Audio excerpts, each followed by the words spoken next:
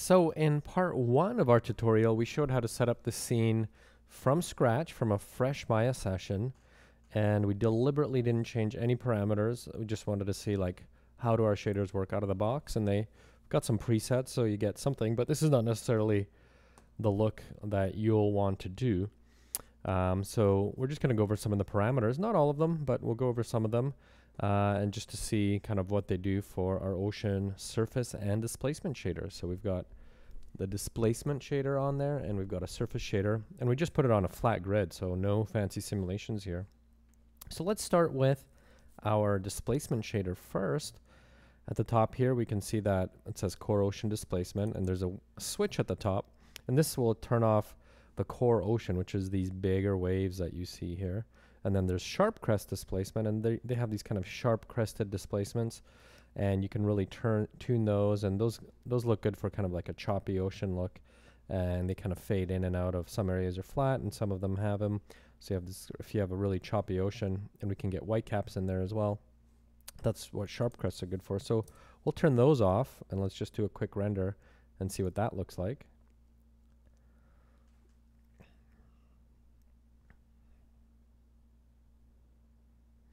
So here we have this really smooth waves, and we can see that there's no real kind of like the sharp crested displacement. There's just some nice smooth waves. So that's what we want. So we just turn that off with the switch, and now we just have our core ocean. And if we turn that off, we should probably just get a flat grid. So let's save that, do a quick render. So yeah, we have our flat grid, and so now we can just go between the two. So that's turning on our core ocean, and that's turning on our sharp crests. So it's good to see like what those layers do, so we can totally turn them off. So if we turn our core ocean back on, we know we're going to get that render. And so what do some of these parameters do? Well, we have wave direction. Well, this actually will rotate the entire wave surface. So let's try it. Let's put 1.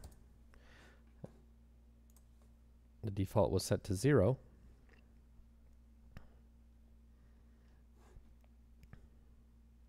So let's take a look at what that did. So we can see it's rotating a little bit, and it's rotating at our entire kind of wave field. So we could animate this or rotate it more as we're like setting up our, we could do like a 360 degree animation. So let's save this. Let's do one more. And if we animated that parameter over 360 degrees, we would see our entire waves get rotated. So that's if you just want to position them in your scene. So let's go back and forth. So you get the idea. It's just rotating them. It's in degrees, and you can go about 360 degrees. So if you want to change the rotation, go ahead and do that. I'll leave it on 2. Wave speed. This is the speed of the waves, so that's, again, if you're animating them, we want to play with that parameter, but right now we're just doing still, so don't worry about that. Wave 1 height. Initially this shader had like multiple layers, but we made it a lot simpler, so we just have like one layer. So that's why it says wave 1, because we had wave 2, wave 3, etc. We can always add that in, but let's keep it simple. So that's just the height. So like if we have it at 8, we take it down to 4. Let's make sure we have it saved. So this will just be, they'll be just half as high. So there you go. So now if we just compare, that's our wave height. I kind of liked it at 8. So let's put it back there. Wave span, what does this do? Well, it's at 0.05 by default. Let's take a look and let's double it and make sure that this one is saved. So we put it back to there, so we have that saved. So let's put it at 0.1. Now, well, before we do that, wave span and wavelength, it just defines the length of the waves along the span and the length. And we'll see that, and you can see here how, because the waves aren't just going the same all the way across, they kind of come down and go back up, come down and go back up. So that's what the wave span and length do. So play with those, but we'll see what doing wave span of 0.2. So we just, we had 0.05. So you can see that it really flattens them out along this way. So that was 0.05. This is 0.2. Let's do 0.1. So it's basically how far apart are those waves. So if we went even smaller, like 0.02 or 0.01, they'd be really tight together. So let's do that after. So here we go from 0.05 to 0.1. So it's just making them a lot farther apart. So let's go. They were 0.05 by default. Let's go 0.02. And let's see how they really get compressed together.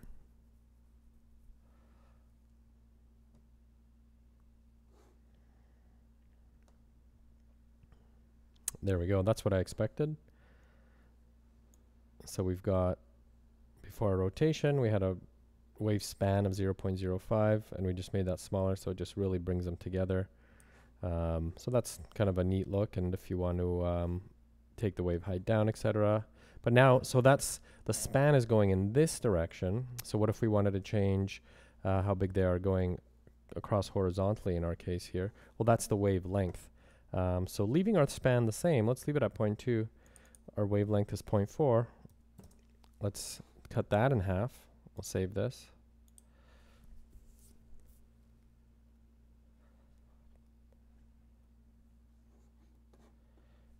And there we go. So look at that. So see how along this way, that wavelength, if you make it smaller, it makes the wave smaller. So if we were to take it down by half again,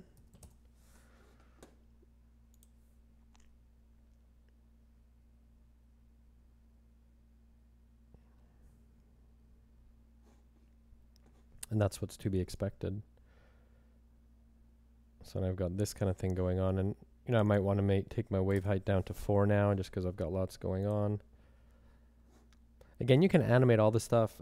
This tutorial is obviously in Maya RenderMan Studio.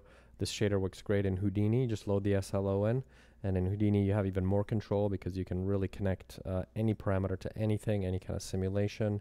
In Maya you could animate these, etc. So as you're animating your water, these are all parameters that you could animate.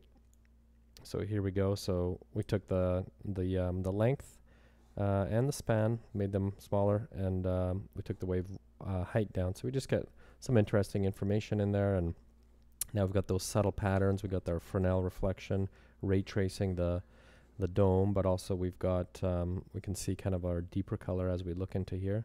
So that's kind of cool. Now the seed is just it's kind of a seed for the noise. So if you want to play with that and put different integer values in here, that'll just kind of change just the way the noise is generated. So if you don't like these particular waves, you could change that, and it'll just create a different pattern for you. Go ahead and play with that. Mod speed, again, if you're playing with the speed and you're animating it, that's like a, you can modulate the speed parameter, so you can play with that if you're animating them. Input is just this is how you could the frame is how you animate it. So right now we have it set on 0, but if you put the actual current frame in here, so in Houdini $F, you can do a similar thing in Maya where you just put the current frame in here. So if you animate that, it'll actually animate those waves. And then we have a mask option. So you can use mask 1, and you can invert the mask. So that'll just be a texture file. So mask.text, which doesn't exist. But if we switched it to 1 and we had this, we could use a black and white texture in here. And maybe you don't want any waves like right in the center here. You just want them around, etc. You could just use a texture mask. And you can invert the mask. So now the sharp crest, so let's turn those back on. So let's leave all those other settings the same.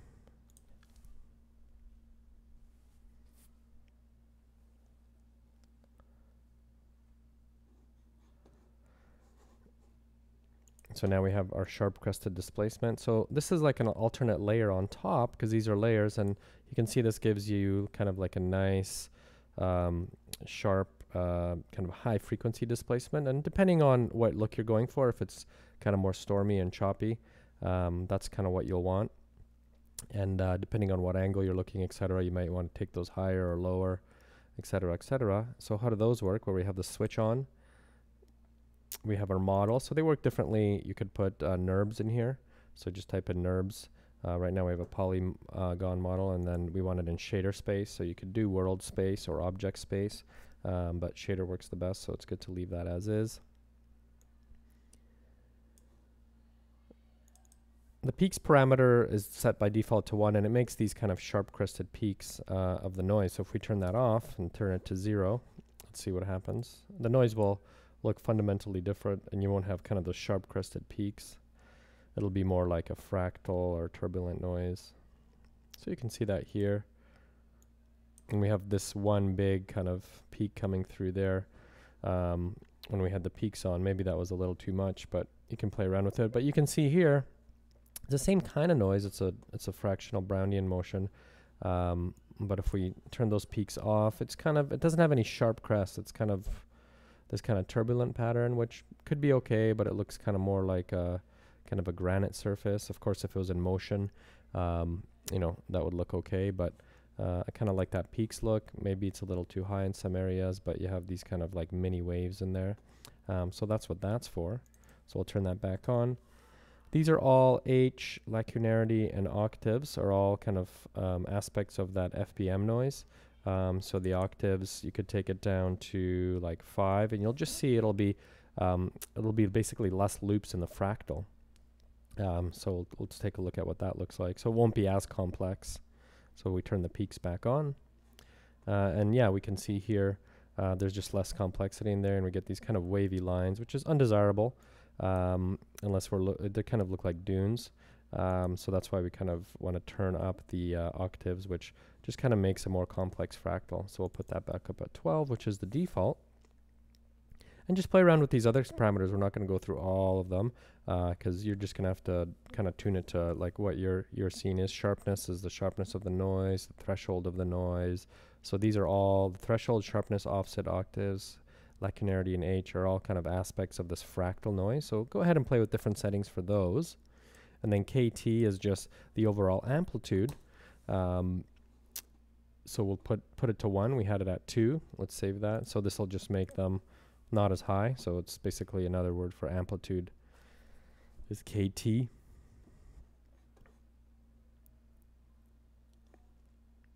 And so now, same noise, but we've just kind of made it a lot more subtler. Again, we have this kind of big, kind of sharp crest coming through there. We might want to eliminate that by playing with different aspects of the noise. So now it's kind of a lot more subtle. And when we talk about the surface shader parameters, we'll talk about creating whitecaps, and the whitecaps get generated based on how big these sharp crests are compared to the rest of the waves. So you get some nice foam patterns in there. So that's an overview of the displacement shader parameters. So again, we have the sharp crested displacement and the core ocean. And go ahead and play with those. And in another video, we'll go over the surface shader parameters, and we'll and some of those work with the displacement, like the whitecaps, etc. So just to look at kind of what we went over, we had the rotation, and the sharp crest got turned off, and then we talked about wave span and wave height. And here we are. So go ahead and give that displacement shader some experimentation. And again, that's our disp choppy ocean. That's the displacement shader. And we also have our ocean surface shader. And they work, both of them are assigned to the same piece of geometry, which is just a flat plane in our scene here.